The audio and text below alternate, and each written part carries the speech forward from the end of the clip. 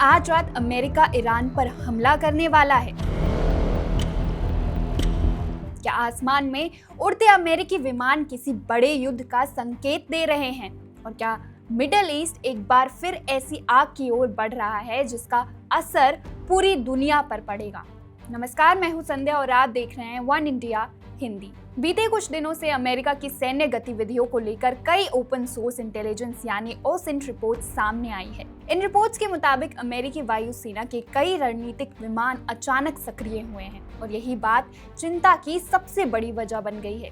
दावा किया जा रहा है कि कतर में स्थित अल उदेद एयरबेस, जो मिडिल ईस्ट में अमेरिका का सबसे बड़ा सैन्य अड्डा है, वहां से KC-135 और KC-46 जैसे एरियल रिफ्यूलिंग टैंकर, C-17 और C-5M जैसे भारी ट्रांसपोर्ट विमान और B-52 जैसे स्ट्रैटेजिक बॉम्बर्स की गतिविधि तेज हुई है। ये वही विमान होते हैं जो लंबी दूरी के हमलों से पहले तैनात किए जाते हैं। इसी बीच इजराइल से भी एक अहम संकेत मिला है। इजराइल के प्रधानमंत्री का आधिकारिक विमान विंग ऑफ सियोन अचानक उड़ान भरता हुआ देखा गया है। हालांकि इजराइल या अमेरिका की ओर से इस पर कोई आधिकारिक पुष्टि नहीं की गई है। ओसेंट विश्लेषकों ने ये भी दावा किया है कि हाई एल्टीट्यूड निगरानी ड्रोन ईरान के तट के पास देखे गए हैं। ये ड्रोन आमतौर पर प्री स्ट्राइक इंटेलिजेंस के लिए इस्तेमाल किए जाते हैं। अगर हालात बिगड़ते हैं तो इसके परिणाम सिर्फ ईरान या अमेरिका तक सीमित नहीं रहेंगे। ईरान पहले ही संकेत दे चुका है कि वो अमेरिकी ठिकानों और इजराइल को निशाना बना सकता है, जहां से दुनिया की करीब 20% तेल आपूर्ति गुजरती है। क्या ये सब सिर्फ सैन्य दबाव बनाने की रणनीति है या फिर इतिहास एक बार फिर खुद को दोहराने वाला है? देखिए इस रिपोर्ट में। हाल ही में असामान्य सैन्य गतिविधियों ने दुनिया भर के ओपन सोर्स इंटेलिजेंस विश्लेषकों का ध्यान खींचा है। उड़ान ट्रैकिंग डेटा और ओएसिंट रिपोर्टें प्रशांत क्षेत्र में अमेरिकी वायुसेना की हलचल में भारी वृद्धि दिखा रही हैं। ऐसी हलचल जो ऐतिहासिक रूप से अक्सर बड़े सैन्य अभियानों से पहले हुई है। इस विकास के केंद्र में KC-135R स्ट्रैटो टैंकर विमान हैं, जो अमेरिका की लंबी दूरी की हवाई शक्ति की रीढ़ हैं। 14 जनवरी 2026 तक हवाई के जॉइंट बेस पर्ल हार्बर हिकम पर कम से कम 8 KC-135R टैंकर उतरे हैं। ये विमान मिल्वॉकी और मैकगायर एयर फोर्स बेस सहित कई अमेरिकी ठिकानों से रवाना हुए, जो नियमित आवाजाही के बजाय एक सुनियोजित बड़े पैमाने पर गतिविधि का संकेत देता है। और तो और, इनमें से एक टैंकर कुछ दिन पहले डिएगो गार्सिया में देखा गया था, जो हिंद महासागर में अमेरिकी रणनीतिक सैन्य अड्डा है और मध्य पूर्व में हमलों का लॉन्च पैड रहा है। हवाई पहुंचने के बाद से इनमें से कम 2 टैंकर पश्चिम की ओर निकल चुके हैं, शायद प्रशांत पार करते हुए अग्रिम संचालन क्षेत्रों की ओर। यह जरूरी क्यों है? क्योंकि ये विमान अकेले नहीं चलते।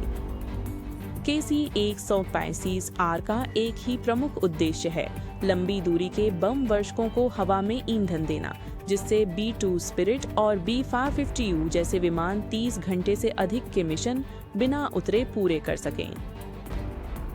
विश्लेषकों का मानना है कि ये टैंकर डिएगो गार्सिया से संभावित अभियानों या आकस्मिक योजनाओं हेतु तैनात हो सकते हैं, जो ईरानी हवाई क्षेत्र तक पहुंच सकते हैं। अमेरिकी सेना की ओर से कोई आधिकारिक पुष्टि नहीं हुई है, लेकिन समय चिंताजनक है। ईरान में व्यापक विरोध प्रदर्शन जारी है, जिनमें 12,000 से अधिक मौतें बताई जा रही हैं।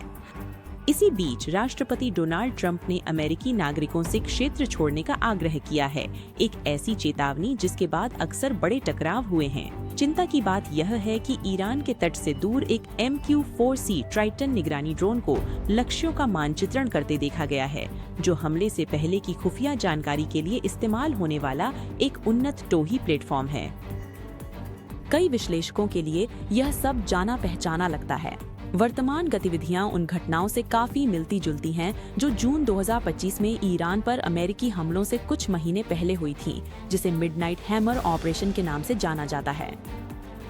तब अमेरिकी टैंकर चुपचाप प्रशांत पार कर हवाई से होकर डिएगो गार्सिया से संचालित हुए B-2 स्टील्थ बमवर्षकों द्वारा फोर्डो, नटांज और इस्फहान में ईरान के परमाणु ठिकानों पर हमला करने से कुछ ही दिन पहले।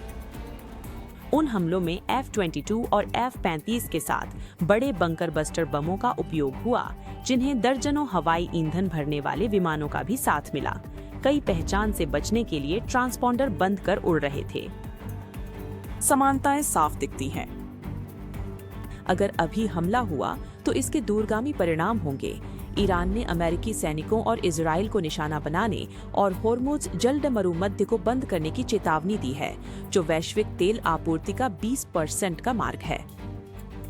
लेबनान के हिजबुल्लाह से यमन के होतियों तक ईरानी समर्थक नए मोर्चे खोलकर वैश्विक व्यापार व क्षेत्रीय स्थिरता बिगाड़ सकते हैं। वैश्विक स्तर पर विश्लेषक चेताते हैं कि यह एक बड़े संघर्ष का केंद्र हो सकता है, जिसमें एक तरफ ईरान, रूस, चीन और दूसरी तरफ अमेरिका, नाटो, इजराइल हैं। कुछ मानते हैं कि आपसी प्रतिरोध बड़े युद्ध को रोकेगा, पर अन्य चेताते हैं कि तनाव अब सैद्धांतिक नहीं, यह अगली चाल पर निर्भर है। फिलहाल टैंकर आगे बढ़ते जा रहे हैं, ड्रोन लगातार निगरानी कर रहे हैं और पूरी दुनिया इस पर बहुत करीब से नजर रख रही है। Subscribe to One India and never miss an update. Download the One India app now.